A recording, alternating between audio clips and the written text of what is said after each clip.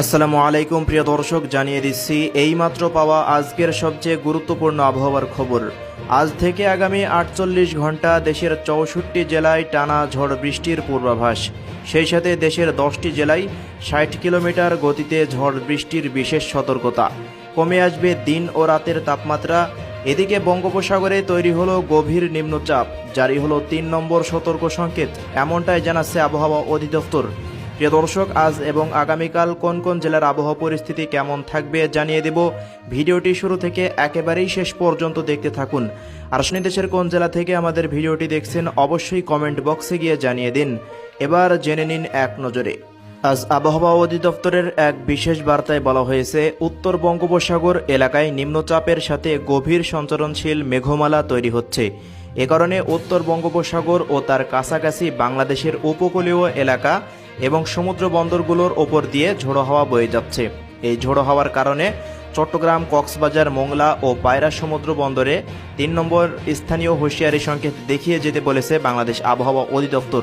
প্রিয় দর্শক, উত্তর বঙ্গোপসাগরে অবস্থানরত সকল মাছ ধরার নৌকা ও ট্রলারকে পরবর্তী নির্দেশ না দেওয়া পর্যন্ত উপকূলের কাছাকাছি থেকে সাবধানে চলাচল করতে বলা হয়েছে। দর্শক, এদিকে আগামী 48 ঘন্টায় দেশের 8 বিভাগেই ঝড় বৃষ্টির সতর্কতা দিয়েছে বাংলাদেশ আবহাওয়া অফিস।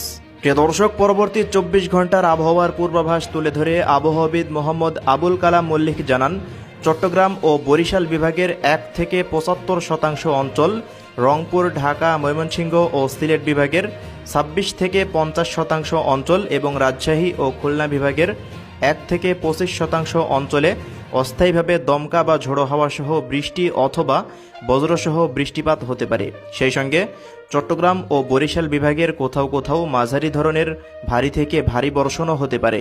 এ সময়ে সারা দেশে দিন ও রাতের তাপমাত্রা প্রায় অপরিবর্তিত থাকতে পারে। প্রিয় দর্শক, এদিকে আজ দেশের 10টি জেলায় 60 কিলোমিটার বেগে শক্তিশালী ঝড় বৃষ্টির সতর্কতা দিয়েছে বাংলাদেশ আবহাওয়া অধিদপ্তর। সেসব জেলাগুলো হলো রংপুর, দিনাজপুর, ময়মনসিংহ, খুলনা, বরিশাল, পটুয়াখালী, নোয়াখালী, কুমিল্লা, চট্টগ্রাম ও সিলেট অঞ্চলের ওপর দিয়ে দক্ষিণ বা দক্ষিণ পূর্ব দিক থেকে ঘন্টায় 45 থেকে 60 কিলোমিটার গতিতে অস্থায়ীভাবে দমকা বা ঝোড়ো হাওয়া সহ বৃষ্টি বা বজ্রসহ বৃষ্টিপাত হতে পারে। তাই এসব এলাকার নদী বন্দরগুলোকে 1 নম্বর সতর্ক সংকেত দেখিয়ে যেতে বলেছে আবহাওয়া অফিস।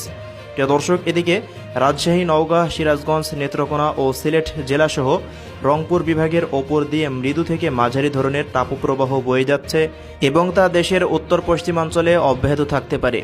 আগামী 3 দিনের আবহাওয়ার পূর্বাভাসে আবহাওয়া অফিস জানিয়েছে, এ সময়ের শেষের দিকে তাপমাত্রা আবারও বাড়তে পারে এবং দক্ষিণ পশ্চিমের মৌসুমি বায়ু তথা বর্ষা চট্টগ্রাম ও সিলেট বিভাগ পর্যন্ত আরও অগ্রসর হতে পারে। ধন্যবাদ।